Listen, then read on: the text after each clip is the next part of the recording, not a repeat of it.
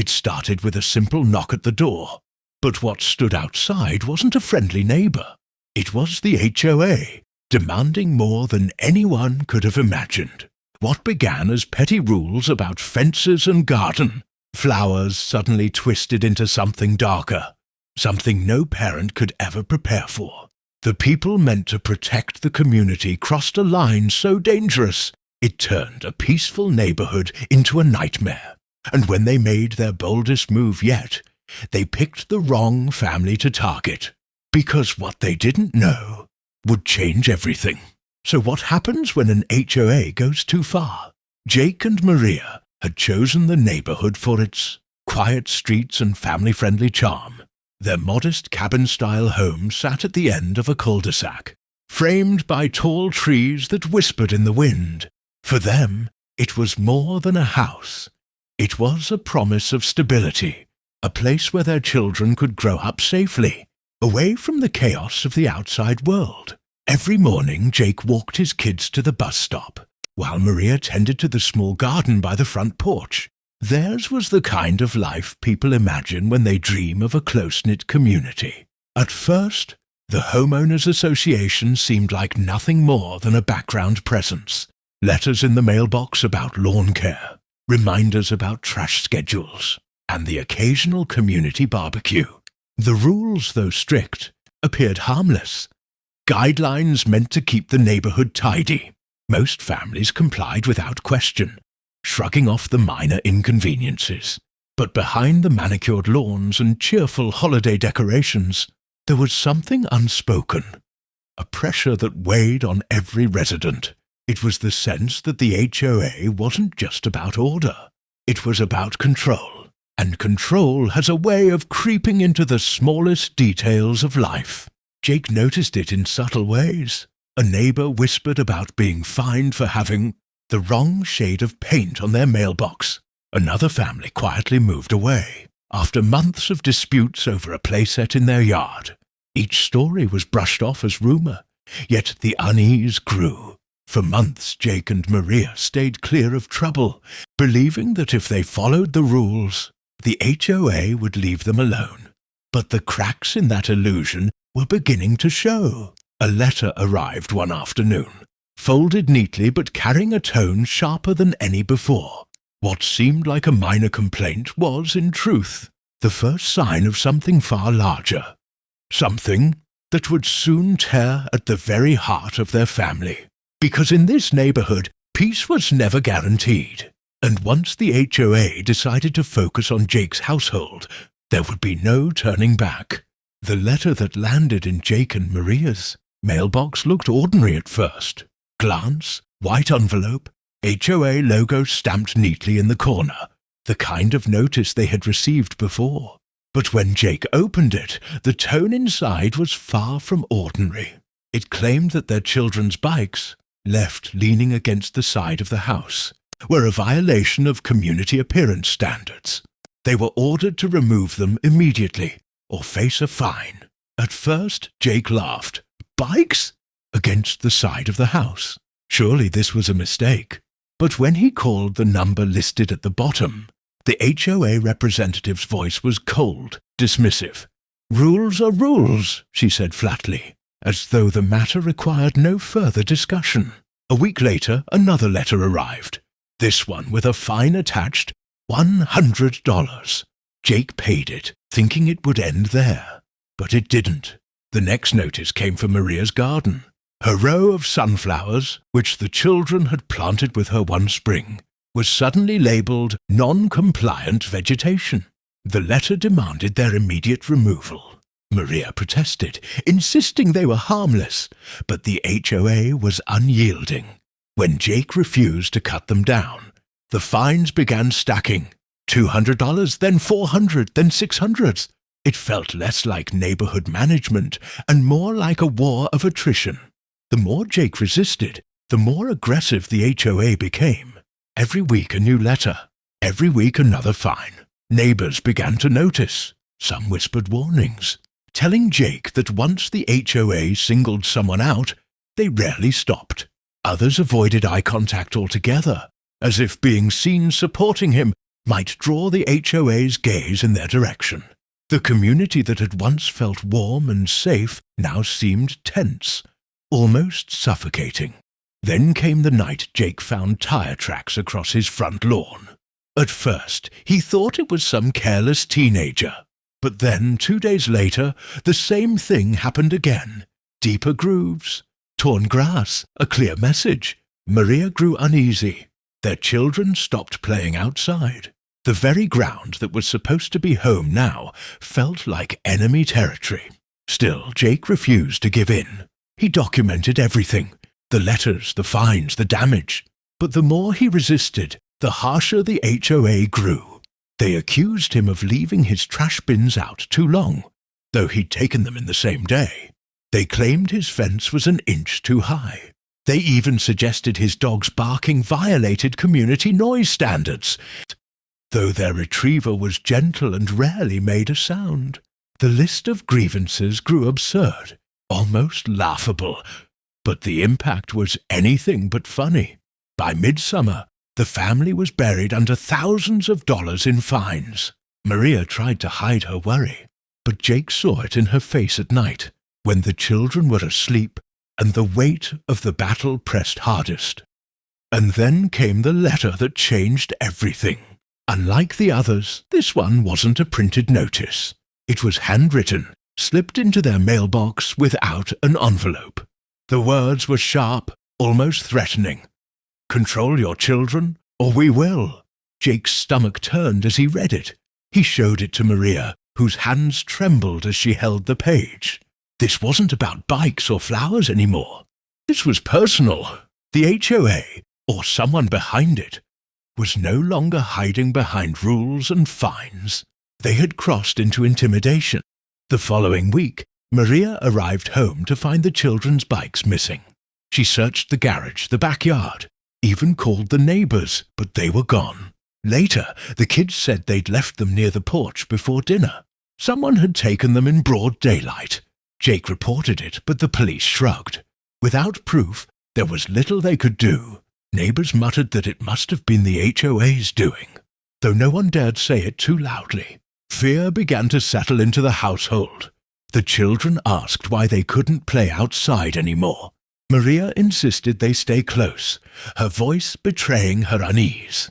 At night, Jake sat by the window, watching the street, waiting for something. Though he wasn't sure what, the harassment escalated. Strange cars slowed in front of their house. Notes appeared on their porch, demanding compliance. One evening, Jake found the garden trampled, sunflowers crushed underfoot. Maria cried quietly as she pulled the broken stems from the soil. Each act felt like a tightening noose, pulling them deeper into conflict, with an enemy that seemed everywhere and nowhere at once. Jake's anger burned hotter with every passing day, but so did his resolve. He knew one thing with certainty. Whoever was behind this had underestimated him. And then one evening it happened. The children didn't come home from the park. Maria called out their names, running through the streets, panic tearing at her chest. Jake drove frantically through the neighborhood, headlights slicing through the dark. Minutes stretched into hours. Fear clawed at them both, every second heavier than the last. Finally, a neighbor mentioned seeing a group of bored members near the park earlier that afternoon, speaking in hushed tones and ushering the children toward a waiting car. Jake's blood ran cold. The notes, the warnings, the missing bikes, it all connected. The HOA wasn't just fining them. They were making a statement. And now it seemed they had taken the unthinkable step. The family's nightmare had crossed into something darker than anyone in the community had imagined. A petty feud had spiraled into fear, intimidation, and now, possibly abduction. But what the HOA didn't know was that Jake was no ordinary father, and the decision they had just made would ignite a chain of events that would bring the entire association to its knees. The night the children vanished, the neighborhood seemed to stop breathing. Porch lights flicked on as whispers passed from one house to another. Maria sat trembling at the kitchen table, clutching her phone, dialing the same number again and again, desperate for news. Jake stood in the doorway, his jaw clenched, his body tense like a storm about to break. Hours of searching had yielded nothing. The police had taken a report, but moved with frustrating slowness, as if this were just another domestic dispute, not the emergency it was. But Jake knew. He had pieced the puzzle together. The veiled threats, the stolen bikes, the trampled garden. Each act had been a warning. The HOA wasn't content with fines anymore. They wanted obedience, complete control. And now they had chosen the most unthinkable way to assert it. At dawn, a call finally came. A neighbor, voice shaking, whispered that the children had been seen at the clubhouse, the very heart of the HOA's operations. Jake didn't hesitate. He drove straight there, tires screeching as he pulled into the empty parking lot. The building loomed before him, its manicured exterior hiding the rot inside. He pushed open the doors and stepped into the hall. At the far end of the room, members of the HOA board sat in their neat rows, papers spread across a long table, as though this were any ordinary meeting. But this was no ordinary morning. Standing at the back of the room, pale but unharmed, were his children. Maria rushed to them, gathering them in her arms, sobs of relief shaking her whole body. But Jake's eyes never left the board members. Their expressions were cold, calculated, as if they had done nothing wrong. The president of the HOA, a sharp-faced man named Clarkson, leaned forward with an unsettling calm. "This could have all been avoided," Clarkson said, his voice dripping with arrogance. "If you had simply followed the rules." Jake stepped closer, his anger simmering just beneath the surface. For months he had endured their harassment, their petty fines, their escalating cruelty. But now, standing in that hall, something shifted. The board believed they held all the power, that Jake was just another resident bound by their rules. They couldn't have been more wrong. With deliberate calm, Jake reached into his coat and pulled out a folder. Inside were documents, sealed orders, and evidence gathered over weeks. He laid them on the table one by one, the sound of each paper snapping against the wood echoing through the hall. The board members exchanged uneasy glances. Then Jake spoke, not with the trembling frustration of a desperate homeowner, but with the controlled authority of a man who had spent his life upholding justice. "You've overstepped," he said. "You've harassed, intimidated, and threatened families, and tonight you crossed into criminal territory. What you did wasn't just a violation of your own bylaws. It was a felony." Clarkson smirked, trying to maintain his composure. "You think you can intimidate us with paperwork? You're just—" But Jake cut him off with 4 words that silenced the room. "I am a judge." The air shifted instantly. The arrogance drained from Clarkson's face. The board members shifted uncomfortably, some looking at the floor, others fumbling with their papers. Jake's voice grew sharper, his words slicing through the silence. "I've watched you misuse your authority, twisting rules meant for order into tools of fear. You've targeted families, destroyed peace of mind, and tonight you endangered my children. You've hidden behind titles and bylaws, but the law doesn't bend to you.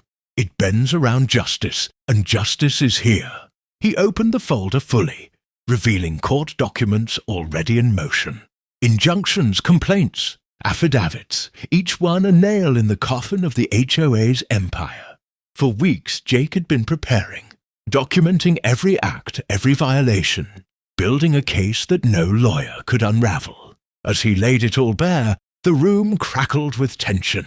The board was cornered. What had begun as petty power plays had escalated into criminal exposure. The very institution they had used to intimidate their neighbors was now collapsing under the weight of their arrogance. Clarkson tried once more, his voice faltering. You can't do this here. This is our meeting." Jake's reply was ice. "This stopped being your meeting the moment you put your hands on my family. He turned to the neighbors who had gathered at the doorway, drawn by the commotion. Faces once marked by fear now lit with cautious hope. For months they too had lived under the HOA's shadow, too afraid to speak. But now they saw the board stripped of its power, exposed in its corruption. Jake pressed the final document onto the table, a court summons.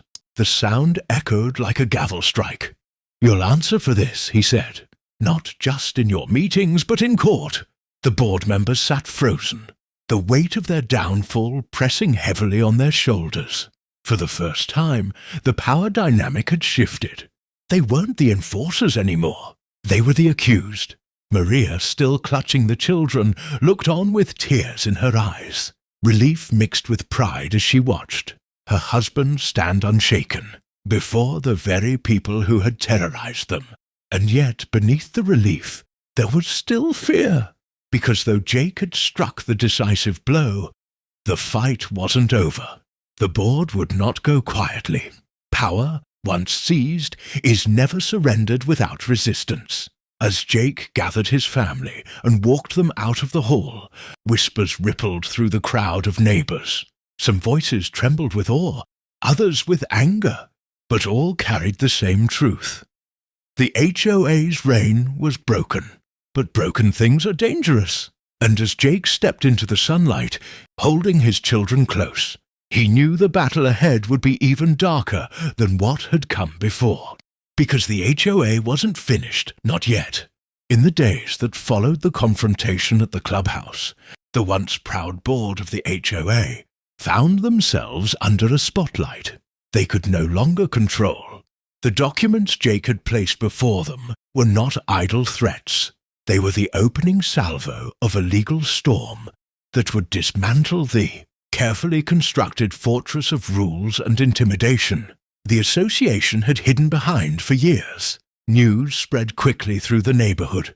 The whispers that had once carried rumors of fines and punishments now carried a different tone.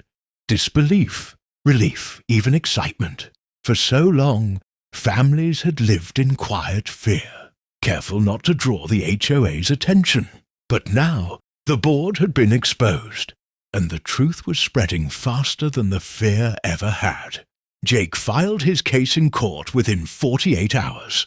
The charges were serious: harassment, misuse of authority, trespassing, destruction of property, and most damning of all, child endangerment. Affidavits from neighbors poured in, stories of years of petty cruelty finally finding a voice. For once, the community stood not in silence, but in solidarity. Maria watched it all unfold with a mix of exhaustion and hope. The children clung to her in the first days after their ordeal, afraid to step too far from home. But as time passed, as they saw the once untouchable board members squirm under questioning and subpoenas, their laughter began to return. The house, once filled with tension and dread, began to feel like a home again. The board fought back, of course. Clarkson and his allies hired attorneys, issued statements, and tried to downplay their actions.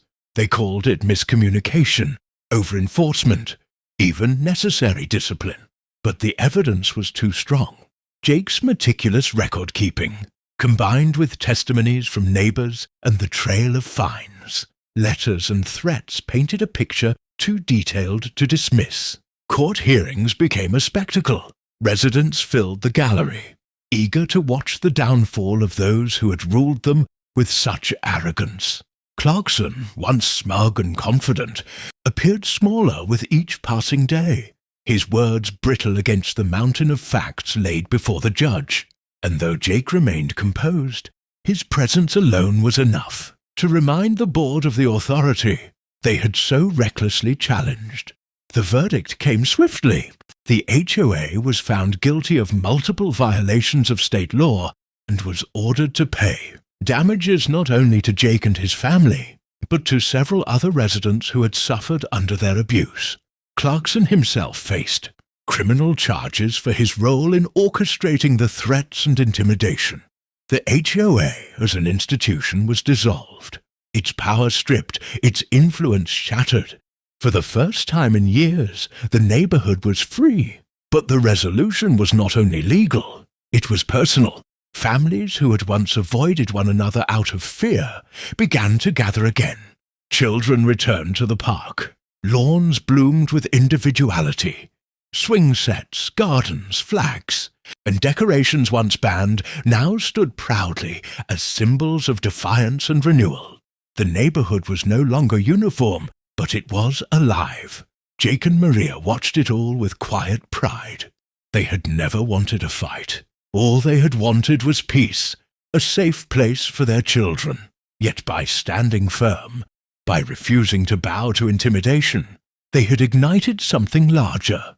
A reminder that authority without accountability is nothing more than tyranny. Late one evening, as the sun set behind the trees, Jake stood on the porch, watching his children race their bikes down the cul-de-sac. Maria joined him, her hand slipping into his. For the first time in months, they felt safe.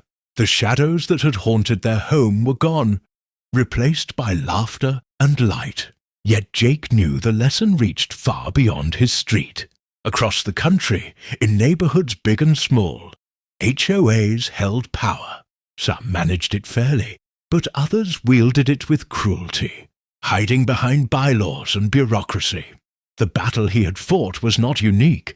It was a warning, because when power is unchecked, it grows bold. It tests boundaries, and if left unchallenged, it can consume the very people it was meant to serve. The neighbors knew it too. They had seen how silence had allowed the board to thrive, how fear had kept them isolated.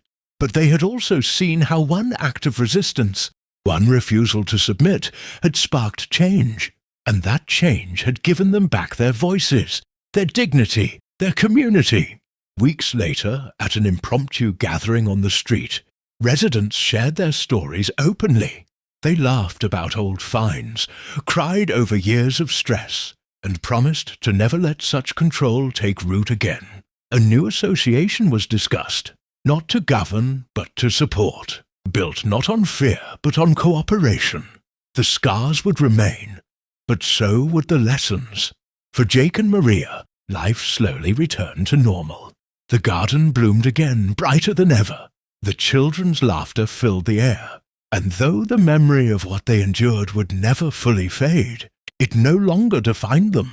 Instead, it served as a reminder of resilience, of how far a family can be pushed, and how powerful it is when they push back. And as the story of their battle spread beyond the neighborhood, it sparked conversations elsewhere. Other communities began to question their own associations. People asked harder questions, demanded transparency, and stood a little taller when faced with unfairness.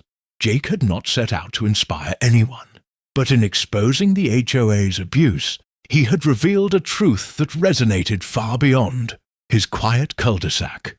That home should be a place of peace, not fear. As the video of the trial circulated online, comments flooded in from strangers across the country. Some shared their own horror stories of HOA harassment. Others expressed admiration for Jake's courage, and many asked the same haunting question, one that lingered long after the court case was closed and the neighborhood began to heal. If it could happen here, could it happen anywhere? That question, left unanswered, echoed like a warning bell. Because in the end, this was not just the story of one family's fight against an oppressive board. It was a reminder of how fragile freedom can be, even in the places we call home. And as the sun dipped low over the quiet streets, as children's laughter rang through the air once more, the final truth remained clear. Power unchecked is dangerous, but a community awakened? That is unstoppable.